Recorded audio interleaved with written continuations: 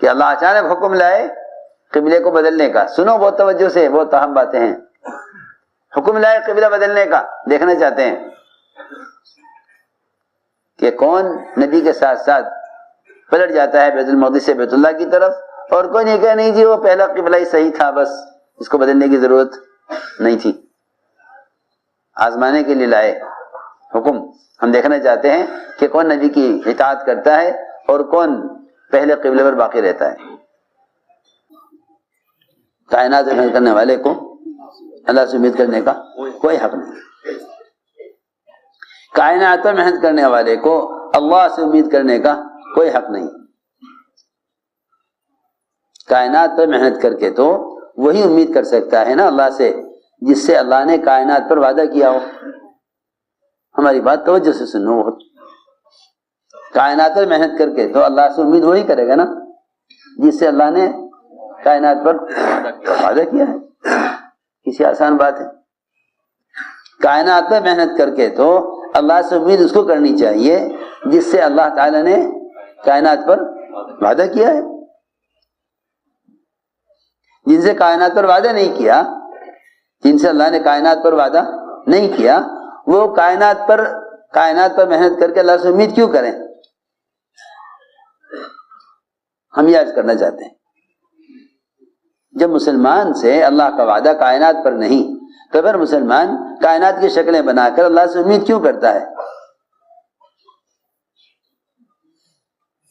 مسلمان کائنات بنا کر اللہ سے امید کیوں کرتا ہے؟ یہ میں سمجھانا چاہتا تھا.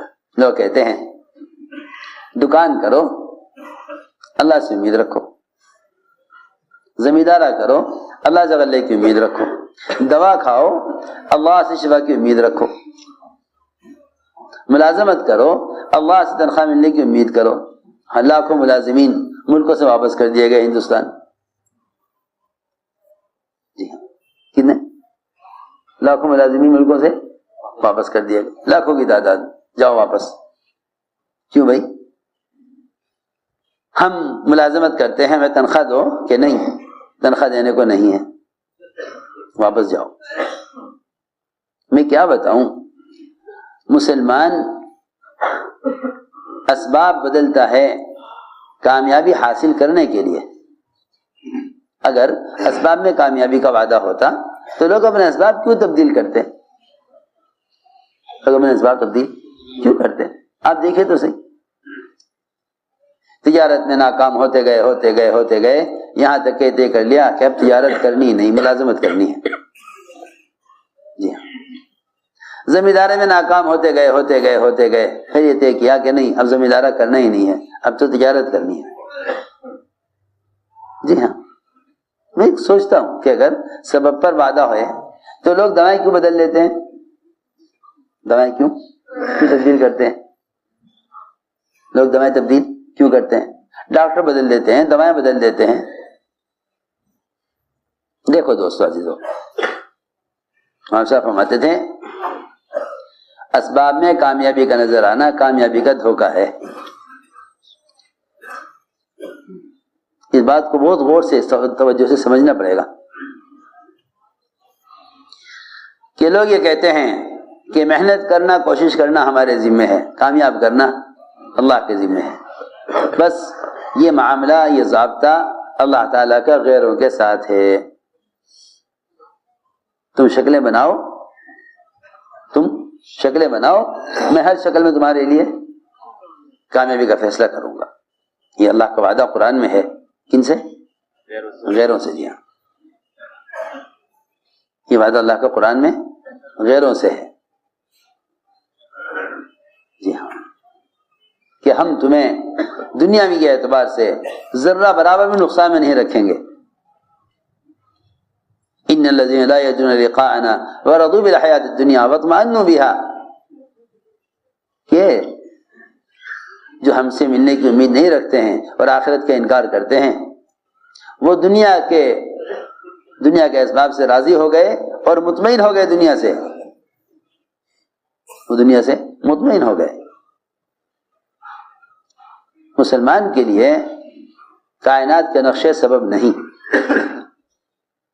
مسلمان کے لیے کائنات کے نقشے سبب نہیں، مسلمان کے لیے اللہ کا امر اور احکام اور اعمال یہی اسباب ہیں۔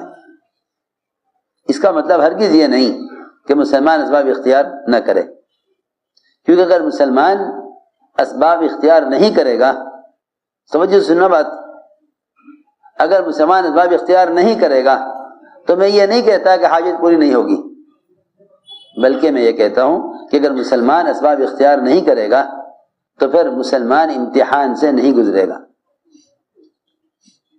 مسلمان امتحان سے نہیں گزرے گا۔ اللہ تعالیٰ نے اسباب رکھے ہیں امتحان کے لیے، اسباب رکھے ہیں امتحان کے لیے۔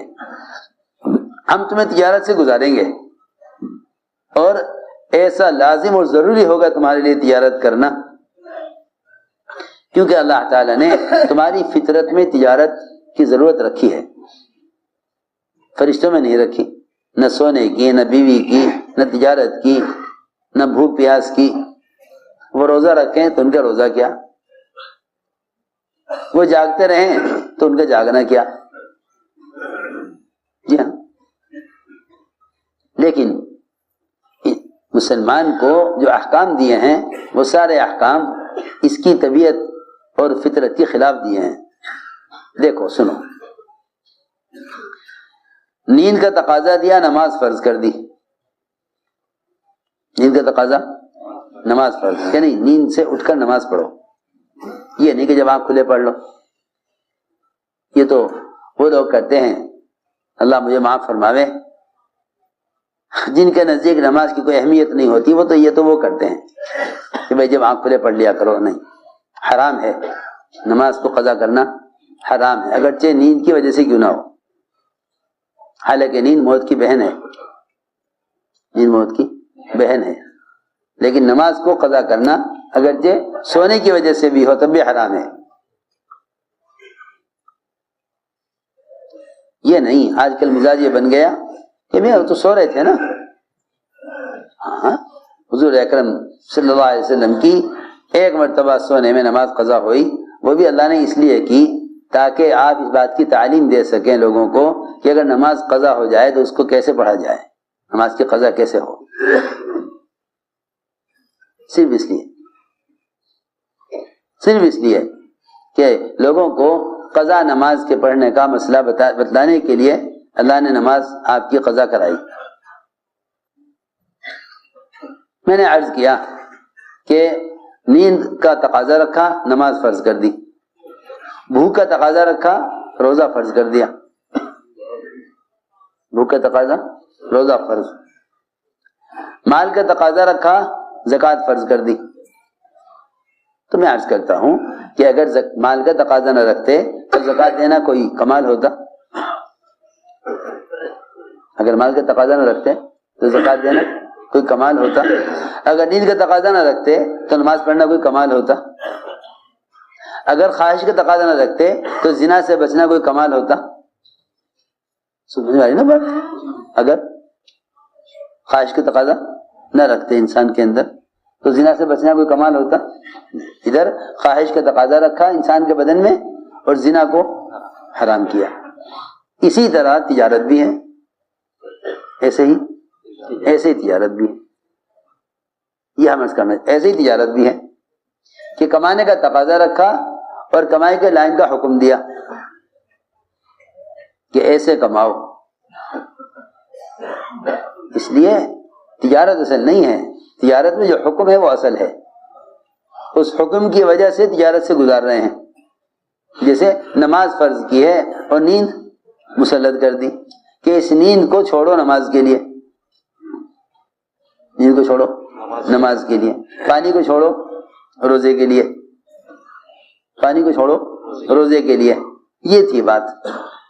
ایسا ہی جیسے یہ سارے احکام ہیں